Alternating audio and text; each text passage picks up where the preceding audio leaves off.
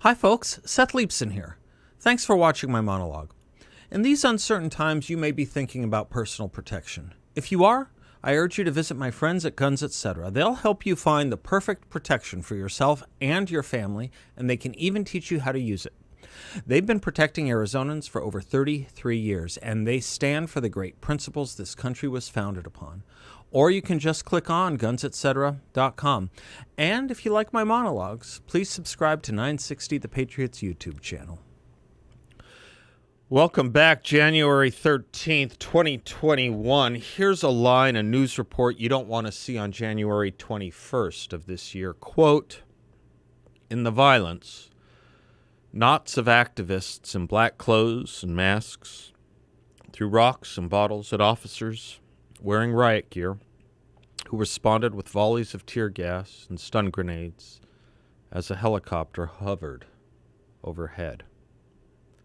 Close quote. One can imagine it worse. Quote, "At one flashpoint, a protester hurled an object through the passenger window of a police van, which sped away in reverse as demonstrators cheered.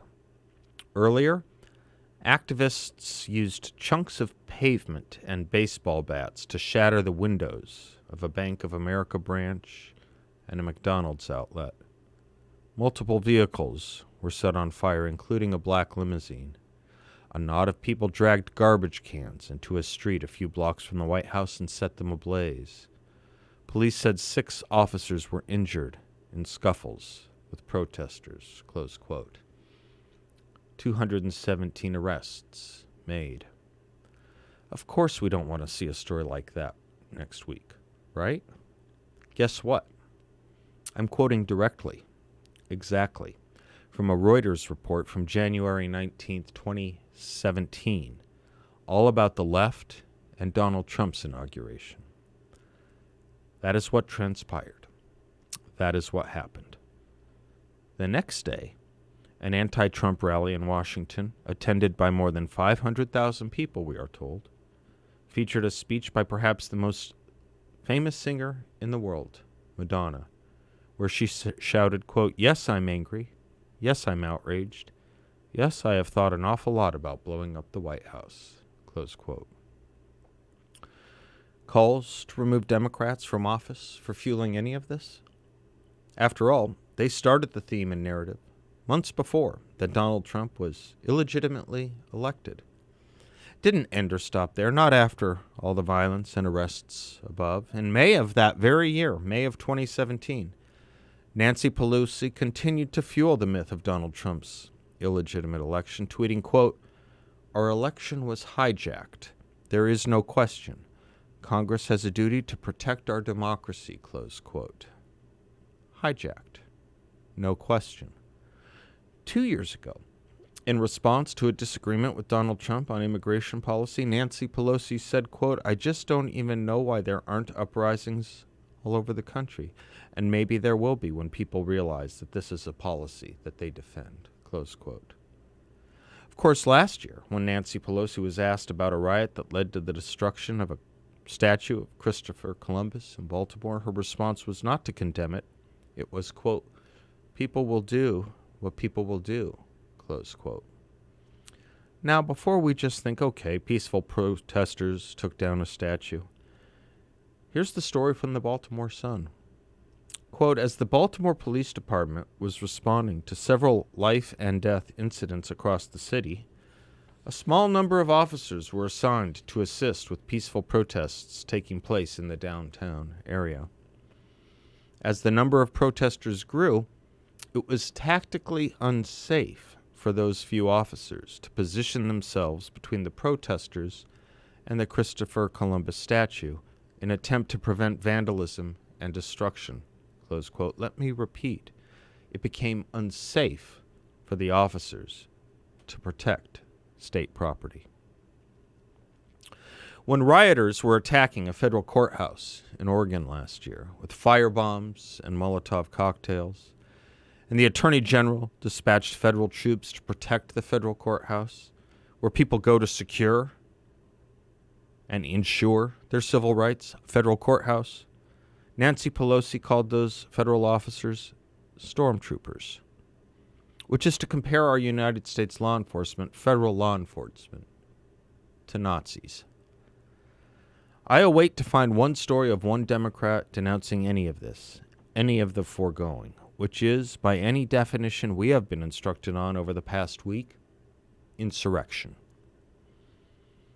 I can detail for you denunciation after denunciation after denunciation of last week's rioters by conservative activists, writers, bloggers, congressmen, senators, radio hosts, you name it.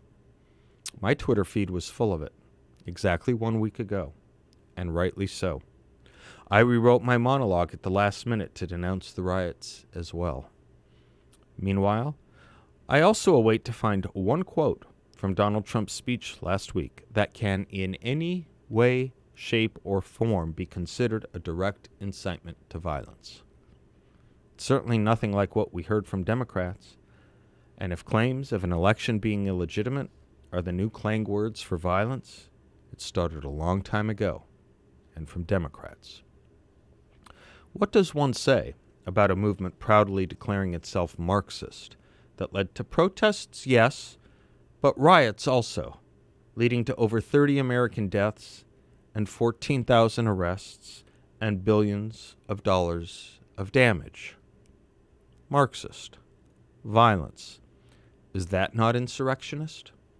Well, when Tom Cotton wrote it was at the New York Times, editors apologized and then had to resign from the New York Times for the lèse-majesté of having the audacity to even let that editorial run. We've got two problems here, folks. We need to understand there is a wholesale problem and a retail problem. The retail problem is what Democrats have said and done, I emphasize, is much worse than what is attributed to our side.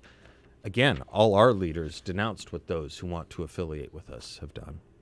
It's much worse. The wholesale problem is that it's the ideology that matters, evidently, and not the action.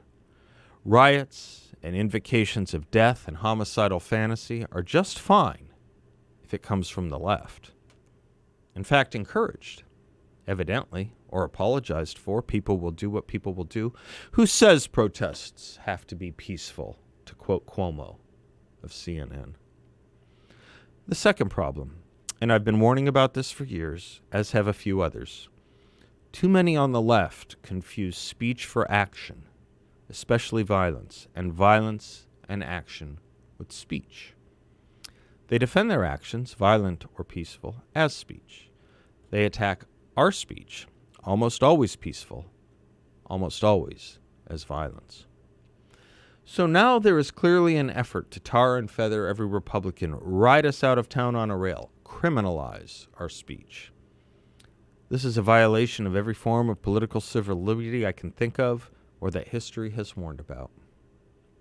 Supreme Court Justice Robert Jackson, in the midst of World War II, wrote beautifully and importantly, quote, "Freedom to differ is not limited to things that do not matter much.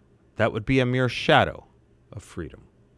The test of its substance is the right to differ as to things that touch the heart of the existing order. If there is any fixed star in our constitutional constellation, it is that no official, high or petty, can prescribe what shall be orthodox in politics, nationalism, religion, or other matters of opinion, or force citizens to confess by word or act their faith therein. If there are any circumstances which permit an exception, they do not occur to us." Close quote. As for blaming speakers, legitimate speakers, for the actions of the extreme, the unbalanced, you simply can't do that lest you are prepared to ban all speech, perhaps starting with Bernie Sanders. It's called the heckler's veto, and it has been the justification for keeping everyone from Ben Shapiro to Heather MacDonald away from our college students. Now, I fear it's being used to keep conservative speech away from all our adults, too, lest some insane or unbalanced or asterisk to a movement do something wrong. Again, Oliver Wendell Holmes warned about this long ago, even before Justice Jackson. On today's Jackson. Everything Music, it's What Makes a Song Great, He said, episode quote, 66. "Every idea is an The band is incite- Metallica, and the song is Master of Puppets. Eloquence Coming may up next. set fire to reason." Close quote.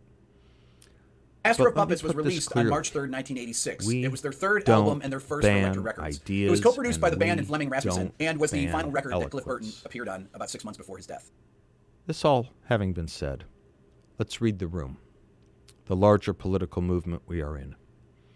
That Democrats in the media are looking for a match to light a fire in Washington, D.C. next week and blame it on us. Don't give them a reason. Recall how angered we were about the Not My President marches 4 years ago. Remember how angry we were at the refusal of congressmen, 70 of them, refusing to go to Donald Trump's inauguration. This included the current chair of the House Judiciary Committee leading the impeachment argument today for the Democrats, Jerry Nadler, and the recently deceased and hero to so many, John Lewis. They refused to go. They claimed Donald Trump's election illegitimate. The same words they say his using are causes of insurrection. Let the Democrats have their party next week, and let them be embarrassed for overreacting to perceived and projected violence. That's what they do again and again. It's not what we do, which is why the scorn and denunciation from our party and movement to last week's riots was so universal and seemingly so forgotten or irrelevant.